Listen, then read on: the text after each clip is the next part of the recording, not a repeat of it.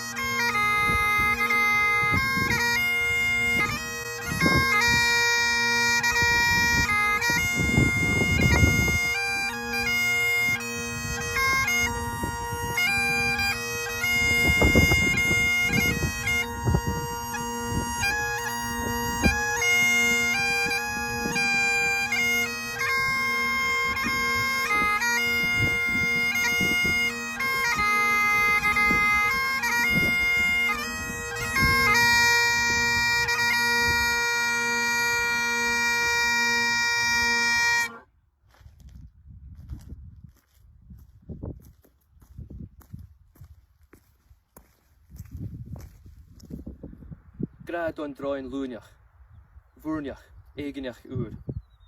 Ach foineach clúiteach, bhúrneach a hucin an cúrich.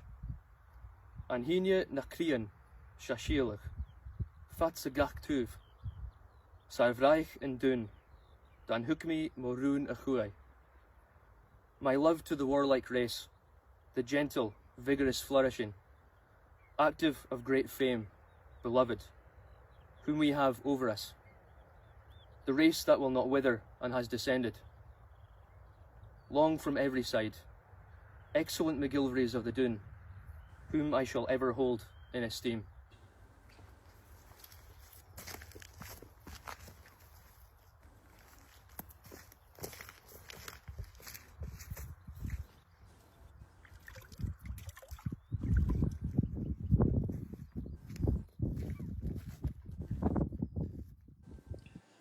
That was, of course, earlier today. I am Bruce McGregor, and today is, well, it's a very emotional day to anybody who has delved into the history of Scotland.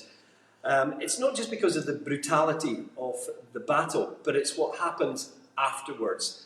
This is I suppose it's the subjugation and the genocide of the Highland people.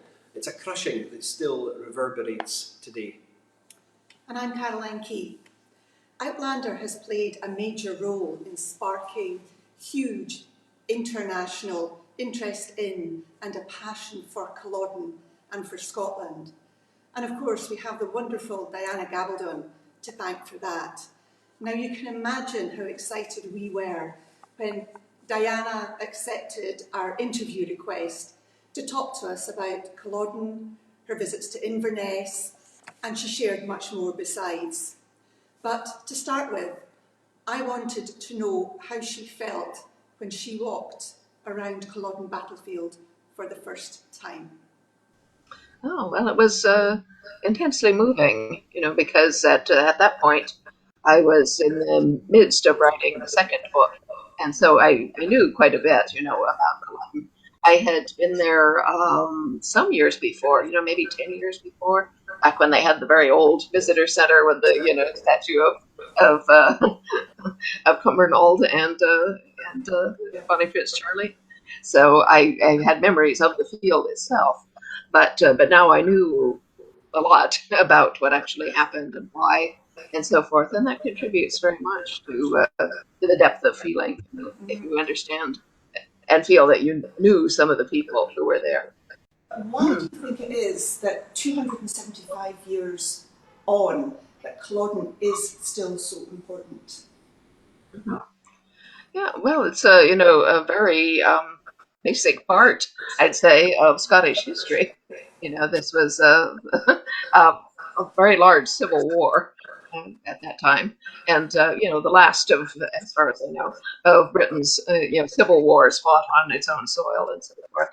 And as such, it's quite important, and it concerned possible change of monarchy. This is a big thing, and that was the last time that you might say English monarchy or British monarchy was in any danger of being usurped, so to speak. So there was a great deal at stake, culturally speaking, and then of course there is the underlying culture. How far is the Highland identity, as well as the overall Scottish identity involved in that? The answer is that it's pretty much vital, because Culloden was the nadir of the Jacobite rising, and it did lead to the absolute crushing of the Highland way of life. And what happened in the succeeding 275 years is there for everybody to see. It's it's obviously not like it was. So yes, it destroyed many lives. It caused a huge cultural explosion, as Highlanders and other people who fought on the Jacobite side were transported or killed, imprisoned, etc. You can't dislocate that much of a population without causing a major stir.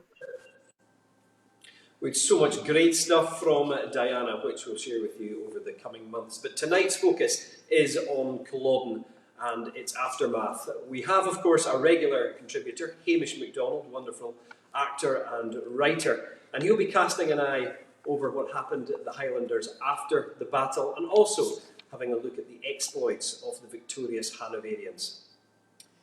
We're indebted tonight to the National Trust for Scotland for giving us this incredible opportunity to broadcast live from Culloden on such a special occasion.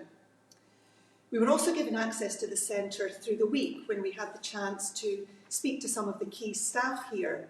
Katrina McIntosh, a member of Inverness Outlanders and recently seen in Men in Kilts, and her colleague Katie Bowl. Now we'll hear from both of them throughout the show, but first they'll be talking us through the night before and the day of the battle. But before that, in the first of 4 clips about some of the unique exhibits that you can see here at the museum at Culloden, Katie explains that whilst we know that Bonnie Prince Charlie arrived in Scotland with neither troops nor money, he certainly knew how to travel in style and make an impression. So this is the Brodie sword. I have to say I love this piece of bling. because it is a piece of bling. It was given to Charles Edward Stuart by the Duke of Perth, and if you've ever been to the National Museums of Scotland, you'll see there's a great round shield with a Medusa head in the centre, and this is its companion piece. And Charles would have worn this while at balls, basically to show off his princely status. And you can actually see some pretty incredible pieces of symbolism in here. If you look quite closely, you can see a Medusa's head. Now, Medusa is the protector. She'll freeze your enemies to stone before you get anywhere near them. So there's symbols of war on here, but there's also symbols of peace, which I think are pretty incredible. So when the sword is unsheathed, you see swords and bundles of sticks called fasces. And this is basically saying through unity, we are stronger. But when it's sheathed, there are wheat and the cornucopia of plenty. So once the sword is sheathed, then there's fantastic possibilities for Scotland. But when it's out and ready to go, then war is coming. So I think it's a pretty powerful piece. And it was actually seized in the baggage train after Culloden, because it's not the sort of thing that you would carry into war. It's really more of a bit to show your power. What I also think is quite nice is down at the bottom, on the pommel of the sword, which is the bit at the bottom of the sword that you use to hit people on the head as you're running past them, is a dolphin, again, sort of symbolizing himself as the prince. I think it's the sort of thing that you can look at and find something new every time you see it.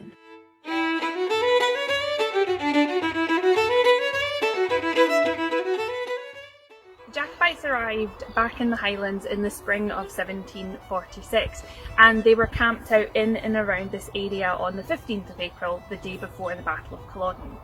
Now, on the 15th of April, around 12 miles or so away, was the Duke of Cumberland and the government army. The government army camped out at Nairn on the 15th to celebrate the Duke of Cumberland's 25th birthday. A lot of people always think of him as being much, much older, but he was in fact only 25. Now, birthday party, you know, alcohol, extra food. There would have been some sentries, but the Jacobite command decided that it would be a really good opportunity to do a surprise attack and really just catch them drunk in their beds. The Jacobites wait until it's dark. They have fires burning up here. They keep the fires tended to by their camp followers because there was none of these trees here at the time, and actually from the Murray Firth you would have suddenly noticed if 5,500 men or so disappeared from the hillside. So the Jacobites begin this march towards Nairn. It's not great conditions, and they're not going by the main road because it's a sneak attack. They need to get there quietly. However, they don't make it there. They get to within a couple of miles, half the army's there, there's people lagging behind, so the decision is taken to turn around and come back to Culloden Moor. When they arrive back, it's the early hours of the 16th of April. They are cold, tired and hungry. This has been a disaster.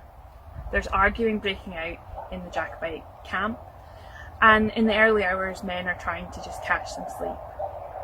The government army are well rested following the Duke of Cumberland's birthday party. They get up and they begin their march towards Inverness. And at late morning on the 16th of April 1746, the government army arrives pretty much where we're standing, and the Jacobites hurriedly have to get into position to start what will become an infamous battle.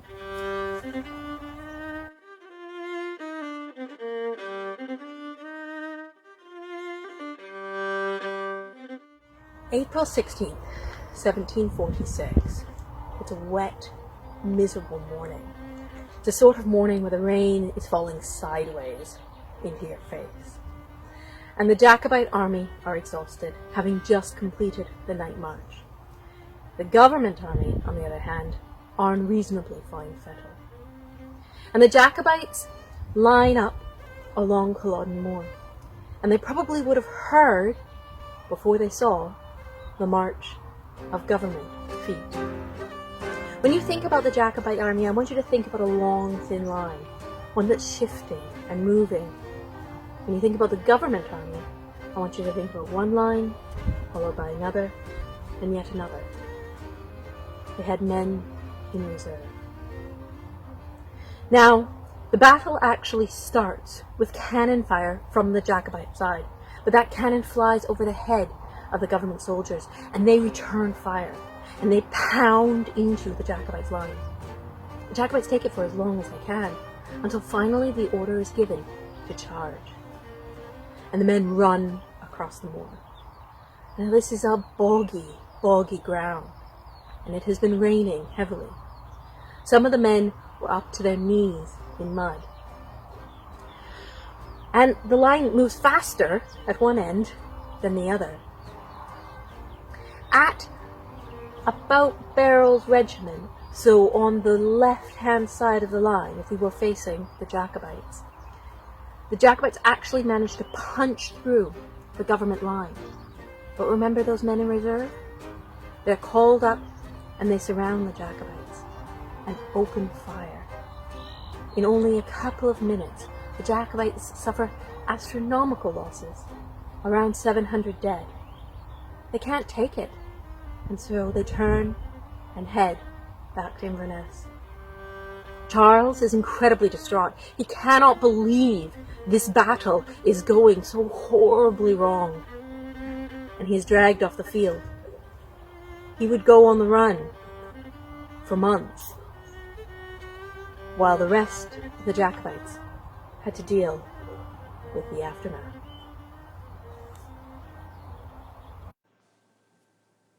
Outlander has inspired so many people to find out more about the history of Culloden and the Highlands. And the tale of Jamie Fraser has captured the hearts and minds of millions. But what was the real story of the Frasers at Culloden? Well, we caught up with Sarah Fraser, a local historian, writer, member of the Clan Fraser of Lovat, a member of the Inverness Outlanders, and also seen recently on Men in Kilts. And we asked her to explain what was the role of the Frasers on that day. What happened was only one of the Fraser regiments actually ended up on the battlefield, because old Lovat of the 45, who's Jamie Fraser's grandfather, as we know, he's the model for that, he couldn't decide. He swithered to and fro about whether to come out for Bonnie Prince Charlie. And in fact, when he first arrived, he called him that mad and unaccountable gentleman, and said, when he found out he had no men, no arms, no money, he said sort of slightly grumpily, silver would go far in the Highlands. And there is a moment which I think what happened for the Frasers. You know, there's that famous line from Julius Caesar, there is a tide in the affairs of men, which taken at the flood leads on to fortune. Omitted, all your life is bound in shallows and miseries. And this moment is not the moment for the Frasers to be taken at the flood. And what happens is that the two Fraser regiments are divided between a young man called Charles Fraser of Inverallie, who is a cousin of Lovat's, the closest cadet branch to the ruling family, and between the master of Lovat, who is Simon the Old Fox's eldest son. These young men are very young. Simon, the master, is only 19, and Charles Fraser of Inverallie is only 20. Mind you, the Prince and Cumberland are in their early 20s, and war, as we know, is astonishingly, it's a young man's business. I mean, that's so shocking. The Charles Fraser of Inverallie, he brought a regiment of about 400 Frasers up, and they were lined up in the front line. They were towards the right, between the Stuarts of Appin and Clan Mackintosh. To the right of them were some buildings which figure quite strongly in the defeat of the Jacobites, the Culloden enclosures and Leonach Cottage and its stone enclosures. Now, the assumption was that those protected the Jacobite right flank, and this is true as long as nobody goes into them from the other side and uses them as cover to rake you with sniper fire. And I don't know, that the Highland Army seems to be very poor at defensively. The Highland Charge is its kind of iconic manoeuvre. And they were lined up, ready to start. And when the battle commenced, the Frasers rushed forward. The problem was, not only did they have these stone buildings on the right, which prevented them taking a straight line towards the Hanoverians, the ground was particularly boggy, and they risked being basically stuck there like sitting ducks, up to their knees in peaty muck. So they turned, they wheeled slightly to the right, which meant they were really grazing those enclosures, jamming the Camerons up against the enclosures so they couldn't really charge. And by that time, General Hawley had already brought his men in to those enclosures, and they were raking them with fire. That, strangely enough, that didn't destroy them, because they were being fired at from the front and fired at from the right. They went on, and the Macintoshes and Frasers actually overran the enemy's cannon, and they engaged in hand-to-hand fighting, basically. And they were not doing too badly. But Cumberland saw this and brought in 2 of his reserve regiments from the second line, 3 actually, Blythes, Semples and Wolfes, to reinforce his side. Lord George Murray tried then also to bring up Lord Gordon's reserves to reinforce the Frasers and the Macintoshes, but the Hanoverians were too strong for them. And one report says that it got, people were losing weapons, and the Frasers and Macintoshes were picking up stones and stoning the other side before they had to drop them. They were being overrun, and they turned, and the rout began. And that's what's happened to the Frasers initially on the battlefield itself. But of course, there was another regiment, and where was that? That was being led by the Master of Lovat, old Lovat of the 45's son, and it never made the battlefield. When the battle was over and men were fleeing back towards Inverness, the Master came up ready to join the fighting, and a man called Evan Bailey of Abriachan, who was one of the old Lovat's men of affairs businessmen, said, you were not there when fighting might have been of service, Master. There is no point you going there now. And the Master turned back and headed to Inverness, saying that he would hold the bridge. But what we're not sure about is who he held it for, because there was a skirmish on the bridge of Inverness. The Invernessians were against any fighting in the town for obvious reasons, in that by this time, as one of the Hanoverians said, I never saw a small field so thick with dead. And they knew what was coming.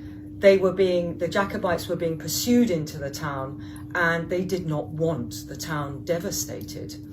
And anyway, there was a skirmish on the bridge, but no one was ever sure afterwards which side the Frasers were holding the bridge for. It was assumed at first, because they're a Jacobite clan, that they were holding them for the Jacobites. But there is an argument for saying that at that very moment, Simon, the Master of Lovat, changed sides and became a Hanoverian. The incredible Sarah Fraser. It was absolutely brilliant to speak to her earlier in the week. Coming up very shortly, we'll be hearing more from Diana. And of course, we also will be speaking to Raoul Curtis Matcham, who is, he's in charge of this visitor centre, an incredible man, and he makes an impassioned plea for us all to get involved in trying to help save parts of this incredible battle site. It's difficult to believe, but parts of it are under threat, so that's definitely something to keep tuned in for. And we'll also be joined by Hamish MacDonald, our very own Hamish, writer, actor and great local historian. The Battle of Culloden was dramatically portrayed in Outlander, as you will all have seen. But back in 1746, because there was no newsfeed 24/7, there was no Twitter, Facebook or Instagram, we have to rely on many written documents from the time to help us piece together how the action unfolded. However, in the next clip, you'll hear from Katie about another more unusual manner in which details of the battle were recorded. Well, first of all, I like this because this is something that was created by women about the battle. So it was done by women in the Hayes family. And it's actually part of a much larger tapestry. Now, there's a bit of controversy around this. Some people say that this is the Battle of Fontenoy, which is a battle that took place before Culloden in Europe, while others say it is the Battle of Culloden. You've got William Augustus in the centre there on a white horse, because, you know, you put the hero on a white horse. I'm not saying he's a hero, but when you're portraying Cumberland, you put him on a white horse. And you can actually see government troops moving across the field and people who probably are Scottish, or at least are dressed in tartan down at the bottom. But what really intrigues me about this is a little fellow off to the side. And you can see him at the very edge, and he has a black face. And that creates more questions than answers. If this is Culloden, were there black people here? It's entirely conceivable that a government soldier would have had a servant or a slave. And we know that slavery is a big part of the Jacobite and Culloden story, and something that we really need to unpack and explore an awful lot more in order to do it justice. But I like the questions that this tapestry poses. You're only looking at a very small portion. You've got the whole of the Jacobite activity, if this is Culloden, over on this side, and then it would have stretched up further. And I think this is probably the bottom. It feels like the natural bottom of the tapestry, but it certainly would have been a significantly large piece and would have represented hours and hours, weeks and weeks of work from the women of the Hayes family, which is again a really interesting thing. We don't hear women's stories often enough, and this is a real evidence of domestic craft, of skill and artistry. Cumberland is a really complex man. He's not a nice man. I don't think that Charles was a particularly nice man either. But he collected china. He commissioned big pieces of art. By all accounts, he was a really good uncle. He also gave the no quarter given order. So it is a challenging story. And again, I guess what it says is that when we think about historical figures, we really have to understand that they were human beings and they had layers. And there may be aspects of their character that we do not like at all, but there may be also aspects that appeal. So it brings us back to this real human engagement with the history of Culloden. I think that's absolutely fascinating what Katie's talking about there, and I think it's one of the reasons that Outlander has been so successful. It's not just a story of the kings and the princes and the dukes. We are talking about normal people and how this battle affected them. The 8 books in the Outlanders series have created an amazing impact around the world, selling over 25 million copies. Now, we were doubly excited here in the UK yesterday because we heard that not only is Men in Kilts due to air here from the 9th of May, but the announcement that we've all been waiting for, that the 9th Outlander book, Go Tell the Bees That I Am Gone, will finally be available from the 23rd of November. Now, we actually spoke to Diana just days after she had finished writing Bees, and I wanted to know how she had felt after 5 years to finally be able to type the end on Bees. Oh, well, it's this sort of, calm euphoria. It's very calm because at that point I've usually been up for 18 hours straight, finishing things. So it's just rather floaty feeling. But yeah, no, definitely good. For some reason, I always finish at about 6:30 in the morning. And given that I normally don't get up until 8, that's rather early. We were just wondering if Jamie remembers anything more about Culloden in Book 9. He might. I'll take that. So is there any aspect of sadness there? Because we know that there's a book 10 coming, but that will be like the last one. Do you kind of feel a sadness that you only have a limited amount of time to spend with these characters? Well, not necessarily. Okay. It's true that I expect book 10 will be the last of the main series, but there will also be a prequel book about Jamie Fraser's parents. So we've got that to be going on with at the same time. And I do have notions for other books as well that I'd like to write. But, I'll be 70 in January, so, who knows how long I've got. I have to wait and see how many books I can get in my people, so to speak. I find it just so incredibly difficult to get into the mindset of these guys who are marching behind a king, following them. It's just a completely and utterly different mindset from what we have today. I'm sure we would be far more questioning as to what we were doing. Did you find it an interesting leap into 18th century mindset? Yes, yes, it always is. When you move into a different period of history, you need to know how the people thought, as well as what they ate and drank and so forth. Because as is fairly obvious when you watch television and television shows and so forth, the people who write things like that normally don't have that historical background, and they're coming to it from a strictly 20th, 21st century point of view, which does affect the way that they show things and the attitude of the characters that they show. Now, to a certain extent, this is fine when you're involving 20th century time travelers, but to try to foist that sort of attitude onto actual 18th century people, that's another question. So, they do a quite good job on the Outlander show. They do have me as a consultant. Maybe that helps. I don't know. But at least I can now and again. I'll say, look, I had someone, a script yesterday or the day before, in which someone was telling an 18th century character, his wife's pregnant and it's a difficult thing to birth. And he's saying, look, man, your wife's in harm's way.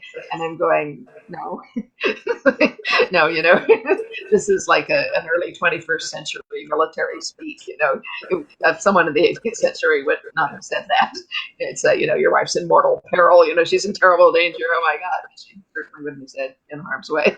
Yeah. So you just look out for not only that, but the mindset of people, and you sort of try to think yourself into what you know of them.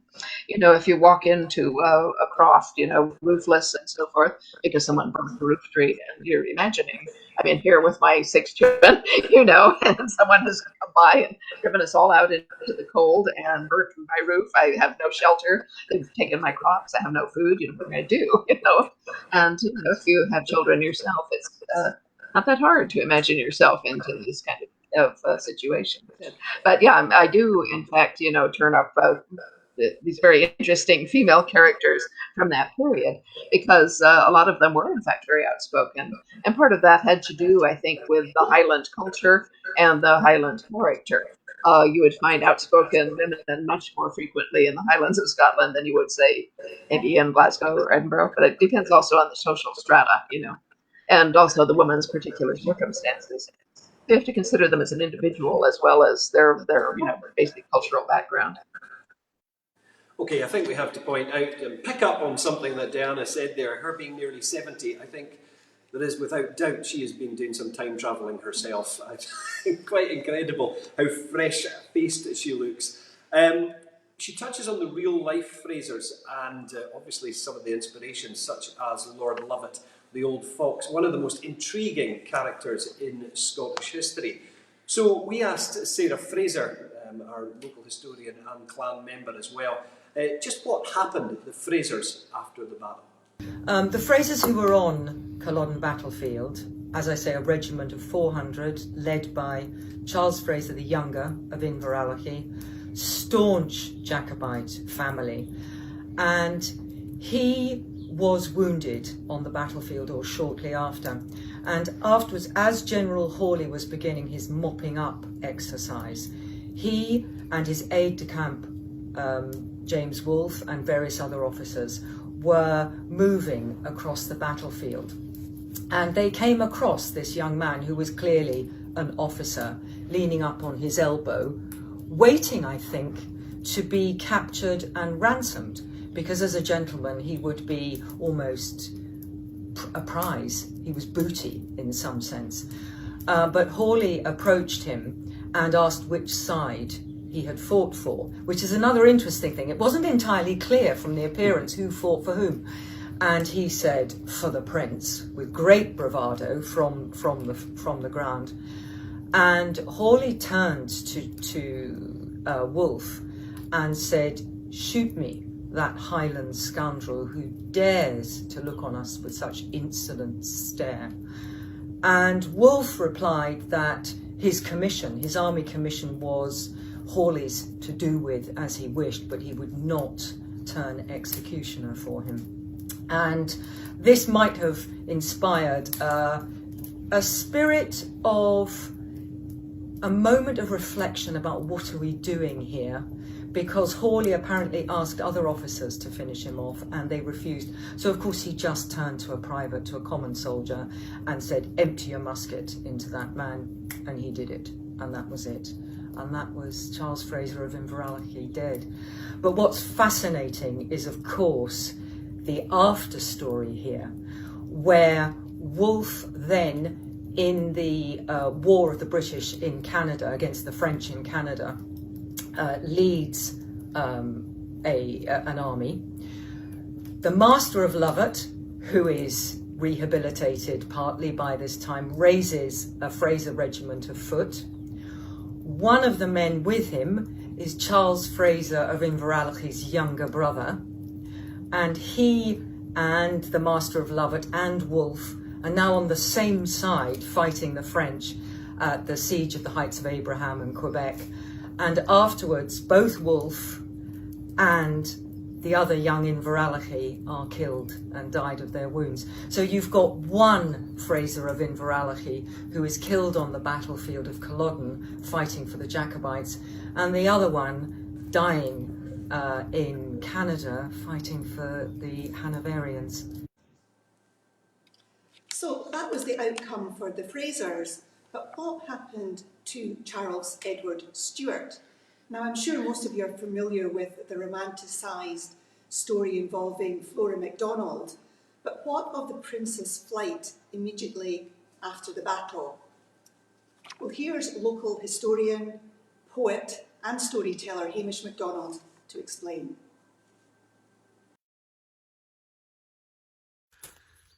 This is Gortlick, or Gortelig as it was known in 1746, and was the residence of Tamvor Fraser. And it's said that Gortlig was the focus of the rebellion in many ways leading up to the Battle of Culloden, because Lord Lovat had stayed here for around 6 months. And the story goes that Gortlig was to be the scene of a celebratory meal following the Battle of Culloden had victory ensued. Prince Charlie left the field of Culloden with the right wing of his army. He split with a large contingent of them at Fairley Bridge over the River Nairn and continued with a body of men into Stratherick, where Gortlig is situated. Now, the people at the house who had prepared the meal had come out and seen this bedraggled, wounded army coming towards them and were absolutely shocked, and they ran down with food and bandages for the wounded soldiers. These are the fields directly below Gortlig House where Prince Charlie's followers were said to have encamped, though there are conflicting accounts as to how long he actually spent here following the battle. Some say he was only here for a short while and had to flee with the Redcoats in pursuit. But according to Captain Simon Fraser, who was a famous Highland composer, was born in 1773 and was the maternal grandson of Tamvor of Gortlig, Prince Charles Edward Stuart spent the night here. And there's a tune called Hard Is My Fate, which Captain Simon Fraser composed, and it's said to be based on a quote made by Prince Charles Edward Stuart while he was here. He had been disturbed by the noise of some children playing and thought he was going to be captured, and is quoted as saying, "Hard is my fate when I can be so annoyed by the prattling of innocent children."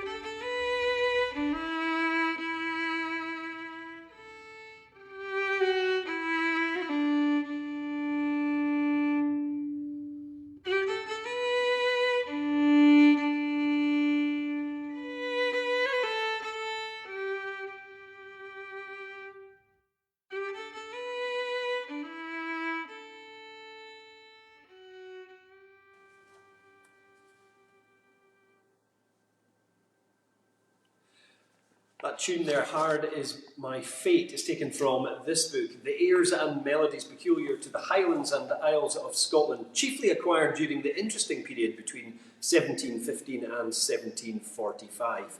Nice wee snappy title by Captain Simon Fraser, who published the book in 1815. Now, my introduction to so much of the history came through this book. My fiddle teacher taught me the tunes and gave me the history. And I wondered if Diana's research into this whole period of history for her writing of Outlander had brought her into a new world of Scottish music. Yeah, I had not. I had not been looking into Scottish music as such, let alone that specific to the Jacobites and so forth. But directly I started writing. I started collecting references and not only factual references, but you might call atmospheric references. And of course, the music is a large bit of that. The first time we went to Scotland, of course, we were listening to, folk singers and traditional singers and fiddlers and things like that. It was fascinating, and that's where I began collecting, music, CDs and tape. Well, it was still 8-track tapes at that point. So, but I've kept on, as it were. Yeah, and I know Ronnie Brown quite well, and I know a lot about the Corries. Well, I was going to ask that because the Corries, I read somewhere, you'd actually use their TV programs and their live recordings to get a sound on the accent. They're an amazing resource. Yeah, an amazing resource, aren't they? Were there songs of theirs that really grabbed you? Oh, let's see. What kind of number? I like the Sheriff of Your Fight and Johnny Cope, of course. You can't do Jacobites without that one. But there's some of the lesser known ones which I'm not bringing to mind right now because I've been listening to them lately. But I do go back and play some of their YouTube videos, for atmosphere while I'm working on things, especially battle scenes and so forth. Anything involving a bogra and so forth. I also read that you know Cathy Ann McPhee. Oh yes, I do. Yeah, yes, no, she's wonderful. Yeah, she's she's the principal person who helps me with the Gaelic in my books. She and her very good friend Catherine MacGregor, who is Canadian and modestly calls herself a Gaelic learner, as people who were not born to it do, but she's extremely good. And so normally I'll start with Cathy MacGregor because she's fixed in place, whereas Cathy Ann moves about. And so I'll send Cathy MacGregor, bits of Gaelic with context, because as they say, I need to know what's the relationship between these people, and what is the situation in which they find themselves. So I'll normally send them half a page to a page with a tiny bit of Gaelic in the middle. And then Catherine can usually tell me approximately what it should say, and then she'll say, but let me check with Cathy Ann because she might know something better. And we'll get back a much longer and more ornate bit of first-rate Gaelic. And how did you come across Cathy Ann? How did you first meet her? Through Cathy MacGregor. Yeah, they were close friends.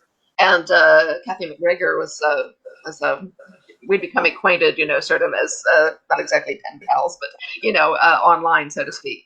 And I was doing a Canadian tour and was in Ottawa, where Cathy MacGregor lives, and so did Cathy Ann at that time. And so Cathy MacGregor said, could we possibly meet for a quick tea or something? I said, yeah, that'd be great. So we did, and she said, can I bring my friend Cathy Ann along? I said I would love to meet her, and so we had a lovely tea, the three of us together, became friends, and so they've been very kindly helping me with the Gaelic ever since. Yeah, Cathy MacGregor also has written a series of readers' guides for the anniversary editions of my novels. It's for people who have book clubs, just suggesting questions and lines of thought that they might use, which is something that I'm not at all constitutionally suited to do. But she is a natural teacher, and that's what she does for a living. And so she's very, very good at explaining things.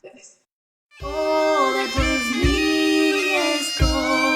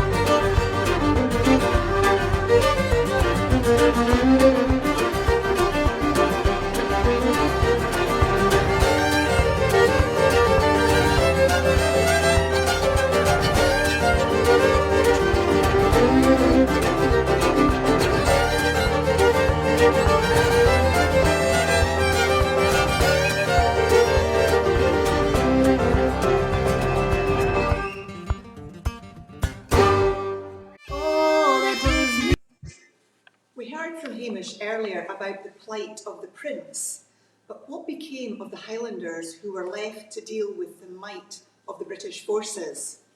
Katrina and Hamish shared some stories with us, but I should warn you, they're not particularly pleasant.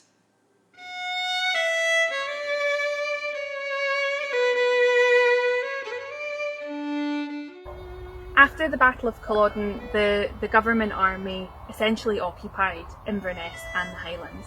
They began looking for and hunting down anyone who could have been a Jacobite or had Jacobite sympathies. The Jacobite army didn't have a regular uniform, so it's not as easy as looking for a man in an outfit. Jacobites could be men, they could be women, but they could also be people as young as 13 who had fought in the armies. So suddenly you're looking for someone who may have been a Jacobite and may have been at Culloden. This means lots of different people get caught up in it. Over 3,000 people were arrested for being a Jacobite or having suspected Jacobite sympathies after the battle. It was deemed that they shouldn't be held in prisons in Scotland because actually it might cause too many problems having people who maybe weren't Jacobites being held in places like Stirling and Edinburgh. So they move them south and they hold them in prisons at York, Carlisle, Tilbury Fort, but also on prison hulks, which are literally floating ship prisons. The conditions are horrendous. They are crammed in and disease is rife. If you are a suspected Jacobite, what then happens is you're put on trial. However, these are too many people to put on trial. So what happens is you're allotted into a group of 20. If you were one of the unlucky ones that got that 1 in 20 piece of paper, you would stand trial and represent your entire group, which again could be made up of women, children, men that fought, men that were not involved at all. When you stood trial, you were most likely going to be found guilty of high treason. This meant that you would face several different outcomes. You could be executed, you could be sent for indentured service, or you could, as punishment, have to join the government army. You could get out of it all by turning King's evidence, which meant you were essentially giving evidence against those people that you were in a cell with. These were horrendous circumstances, and many people, around 937, ended up being transported abroad. The conditions were awful if you were captured, but the conditions were also horrendous if you were left behind in the Highlands. Remember, there was an occupying army here. This 60-minute battle impacted on thousands upon thousands of people's lives.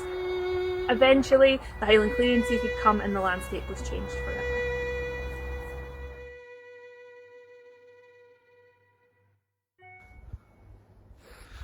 This is the prisoner's stone, and there's a story attached to it that 17 officers from the Clan Fraser were being held captive at Culloden House after the battle, and they were put in a cart and they thought they were being taken to Inverness to have their wounds treated.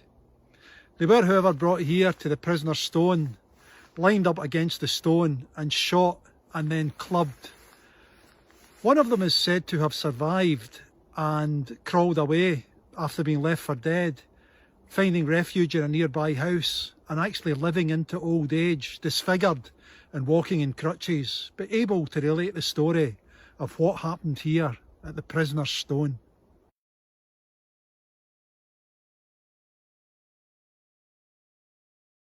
This is the old High Kirkyard in Inverness. Cumberland moved into Inverness after the battle and he stayed for about a month, and it became the scene of a brutal occupation. There was an apple tree at the town cross and bodies were being stripped naked and hung from the apple tree and left for days. It became a kind of temporary gallows.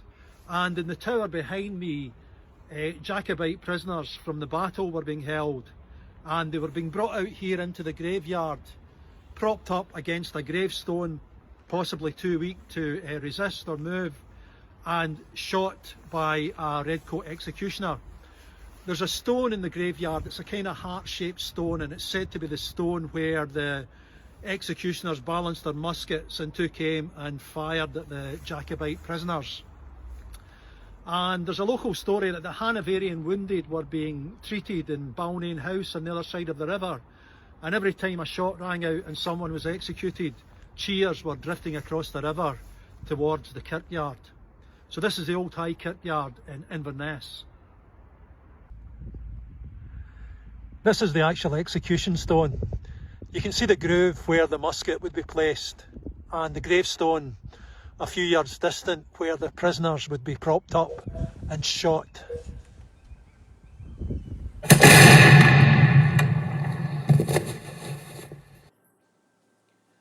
Absolutely brutal stories there. But we've got to remember this is a civil war, and now we're going to hear what Katie takes us back into the exhibition to show us that there was real hatred throughout the country. This is a really interesting piece. It's a sampler, so it's the sort of thing that a girl would make, basically to show off her skills, so show off her amazing sewing skills and her craft. And I like this an awful lot because this is the sort of thing that 9, 10, 11, 12-year-old would make. And what I find really, really interesting is what's happening in the corner. So there's a little bit here that says at Culloden, and then it says Peter Law, and then there's a government soldier. And if you look closely at the government soldier, he's stabbing somebody. And it looks like a Jacobite. So Peter Law, who is the person we assume is the government soldier, is actively killing a Jacobite. And then there's something in the corner which may or may not be a raven, and which may or may not be bodies, which if you were a teacher and a kid drew this at school, you might have conversations with parents around. But it is really interesting. So we can assume from this, and they are assumptions, that she probably is from a family that supported the government army. She clearly felt quite strongly about it, and it was clearly something that captured her imagination. And she wanted to put it in this piece of work, a very important piece of work for her to do. And Peter Law is probably somebody who's reasonably close to her, because she names him in the picture. Other than that, it's a pretty standard sampler for the period, but there's something in that really captures my imagination. And again, it's one of these things that hints at a real person, and it's these types of objects where you can really get your imagination behind it, where you can think about the sort of person that would have made this, and imagine who they were, what they cared about, and why they spent the time and energy making it. That's the sort of thing that really excites me about some of our objects here at Culloden. We know that Inverness is one of your favourite places to visit, totally get that. And I understand that you say it has a very similar feel to Flagstaff in Arizona where you grew up. But I wondered what aspects of Inverness in particular have stood out for you over the years. I know you've been here a few times. Oh yeah. Well, the fact that it's a mountain town is primarily what gives me that same vibe. You know, that there is the very near proximity of mountains. Of course, it's a desert in Flagstaff more or less, so it's very dry mountains. Whereas in Inverness, of course, you have the sea at hand as well, which is quite different. But mostly, it's just the feeling of the town itself. You know, it is essentially a small town, now a small city, but then again, so it's Flagstaff. You know. They've grown, sort of organically rather than having been, developed as such. So it's got a very integrated feel. It's sort of integrated with its landscape and with the people who live there. My husband and I come, as often as we can. Sometimes every year, sometimes it's longer. It will be longer this time, of course, because of COVID. But a few years ago, when we came, we said, well, we'd like to see things other than what we already know. So I talked to Hugh Allison, who perhaps you know. He used to be to work at Culloden and has had his own tour company for some time now. Anyway, I wrote to him and said, can you recommend anything we should see? And he said, well, I would love to make a custom tour for you. I said, good, do it. Yes. So he designed a custom tour for us for 4 days, and we drove with him everywhere up in the Northwest and out to Skye. And saw, just amazing things like a Neolithic tomb hidden in the moor. It's not marked. It's not where anyone would know, but unless you already knew where it was. But that was, fascinating. And then there was Smoo Cave, and other things that we had just never thought of going to see or had never heard of, for that matter. We were also delighted to secure an interview with Raoul Curtis-Machin, the operations manager here at Culloden Battlefield Visitor Centre. Now, it just so happens that this morning Raoul made a big announcement that the National Trust for Scotland is calling for the battlefield to be made a UNESCO World Heritage Site. So we wish them every success in that venture. But when we spoke with Raoul, he was keen to emphasise the importance of remembering, and he talked passionately about the need to protect the battlefield as a resource for future generations.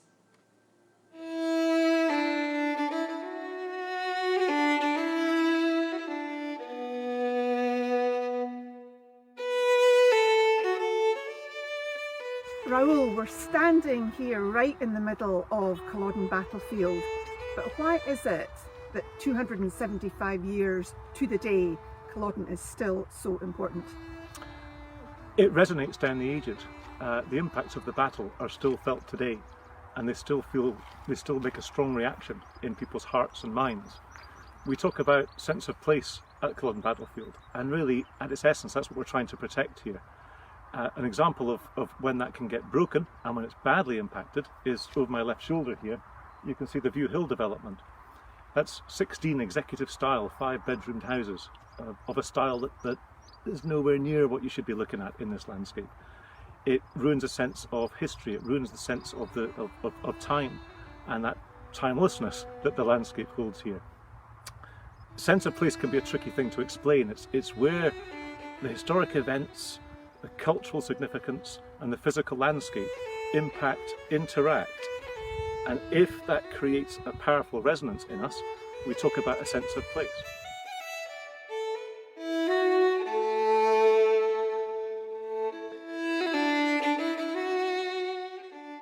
Now we know that Culloden's got one of the most powerful senses of place out there. I've worked on heritage sites all over the country, over 100. And I've never known such a strong response in our visitors. You see people coming off the battlefield in tears once they've reflected on the events and the scale of what happened here. And what we're trying to do is just keep that alive for as long as we possibly can, for generations way after ourselves, so that they too can get that understanding and feel that resonance. So last year we started the Culloden 300 project. Now it's an initiative that takes us to 300 years after the battle, which, even though I'm getting grey, it's not that far away. It's 2046. And we want to, rather than just say no to everything and try and basically to try and stop development and freeze the modern world, what we're trying to do is get everyone around the table and bang the right heads together so that we can come up with a positive vision of what this landscape might look like.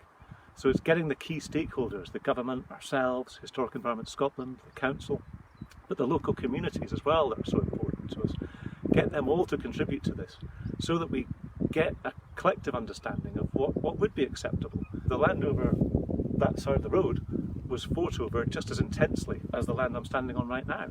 So it's critical that we do more historical research, more archaeological research, that will then inform us and give us the mandate to get those partnerships to work, to protect more of the battlefield for people.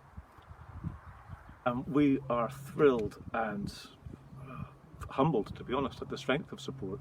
So the initial part of the Culloden 300 project was a survey, and we surveyed 3,000 people. Interestingly, 33% were from out with Scotland. 21% was from outside of the UK.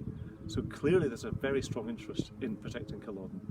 We've launched the Culloden Fighting Fund, which is now going to give us the money and the resources to protect the site, to fight more inappropriate developments, but also to keep conserving it, keep researching it, keep strengthening the story.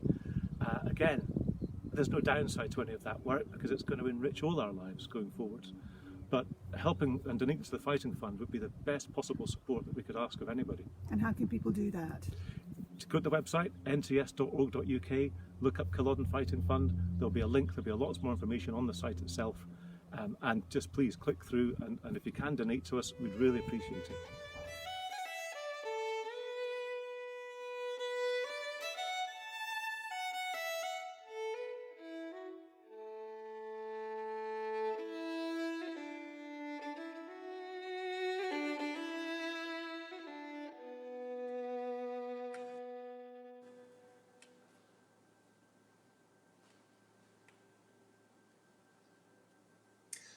As I grew up, so much of the story about Culloden was on the lead up to the battle, and then, I suppose, the romance of Bonnie Prince Charlie's escape.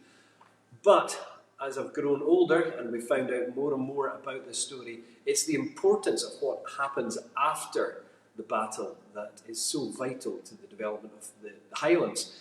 Hamish MacDonald now looks into what Cumberland and his victorious troops got up to.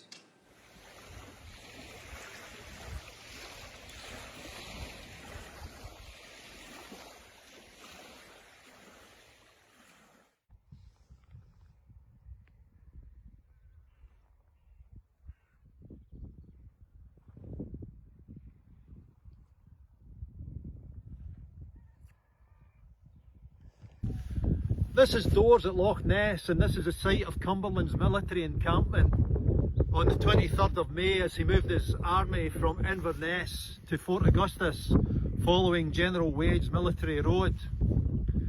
By the time Cumberland reached Doors, word had gone about that he and his soldiers were behaving very extremely, and there was even a story going about that he was ordering his soldiers to stab male infants in their cradles, and as a consequence some young boys were taken into caves in the hills to be given refuge. There was a Presbyterian minister in Doors called Reverend Bannatyne, and he had actually been an ardent government supporter. He had actually campaigned to stop people joining the Jacobite cause leading up to Culloden, but even he could see how viciously Cumberland and his troops were behaving, and he actually hid 2 escaping Jacobite officers in the cellar of his manse. He also intervened to stop a party of accused Jacobites being burned alive inside his church. And Reverend Bannatyne was a frequent sight on the road between Doors and Fort Augustus once Cumberland moved there, appealing for clemency on behalf of the accused. Now, until fairly recent times, these fields here were actually the site of the Rock Ness Music Festival. Who could have known as they were dancing to Fat Boy Slim or the Chemical Brothers that they were actually dancing in the site of Cumberland's military encampment? For our final look at another of the incredible exhibits here in the museum at Culloden, we go back to Katie. She gives us a fascinating insight into what became of Charles the Young Pretender. This is a miniature. It's belonged to a man named James Byers who spent time with Charles after Culloden. To give you a bit of context, after the Battle of Culloden, Charles is dragged from the field. He's incredibly upset, and then he goes on the run in the Highlands. Eventually he manages to escape, but he doesn't think this is over yet, and he keeps trying, desperately trying, to pull together plots to re-engage the rising. Ultimately, he's unsuccessful. It just doesn't happen.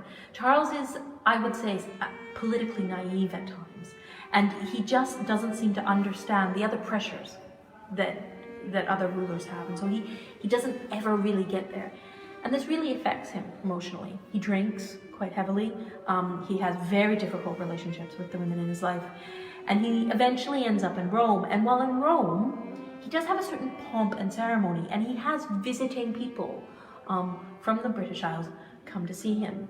And he also circulates small portraits. So if, for example, you believed in the Jacobite cause, or you had a romance about the Jacobite cause, you would carry a small portrait like this with you, basically to show your allegiance to Charles. This one itself is probably from 1758, maybe 1761, so it is quite a while after Culloden, and Charles is struggling at this point. His dreams didn't turn out the way he wanted them to.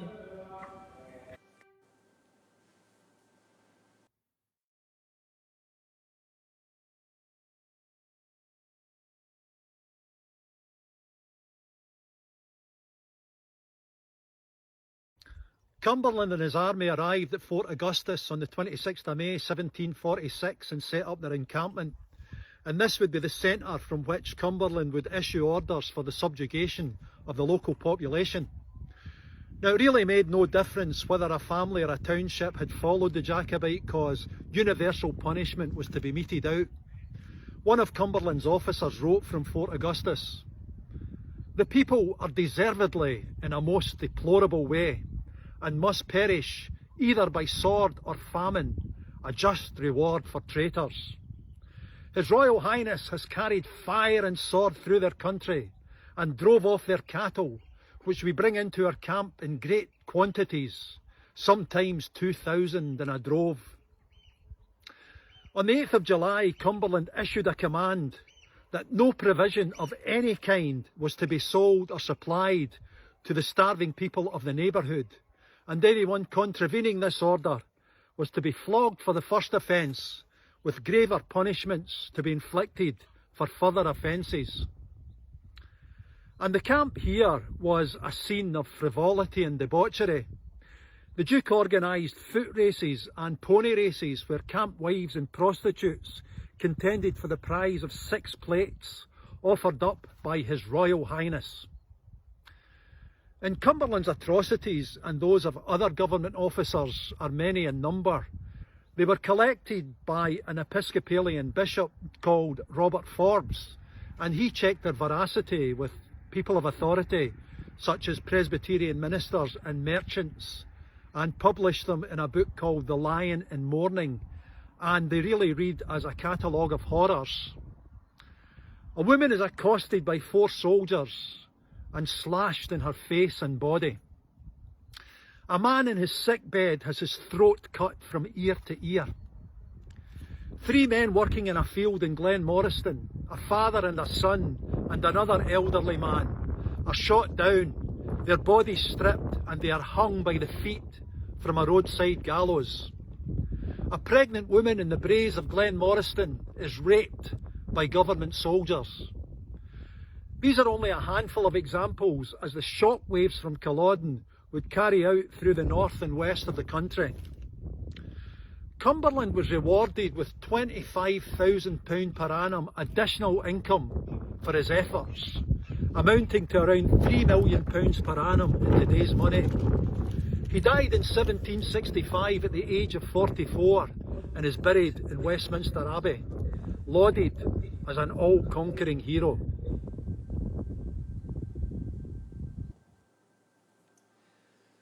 The real stories are absolutely horrific, and I hope that we've been able to tell you some new tales and get you an insight into what actually happened after Culloden.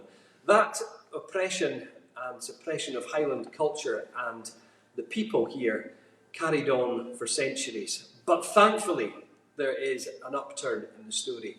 Our language, the Gaelic language, is on its way back. Thanks to groups like Féisceann na Gael, our music is in a stronger position than it has been in centuries. We have young people playing bagpipes, fiddles, and proud to speak the Gaelic language. So things are looking up. Well, I'm really sorry to have to be the one to break the news, but our programme has come to an end. But before we leave, we'd like to say a few thank yous. So first of all, we'd like to say thank you to the thousands of Outlander fans and many other people who have been sharing and tweeting and supporting and messaging about the show. We know you've been watching from Argentina and America to Austria and to Australia. So we hope you've enjoyed watching the show as much as we enjoyed filming and broadcasting it. Thank you to the National Trust for Scotland for allowing us access to the site at this time, and for adding valued authenticity to our commemoration of the anniversary.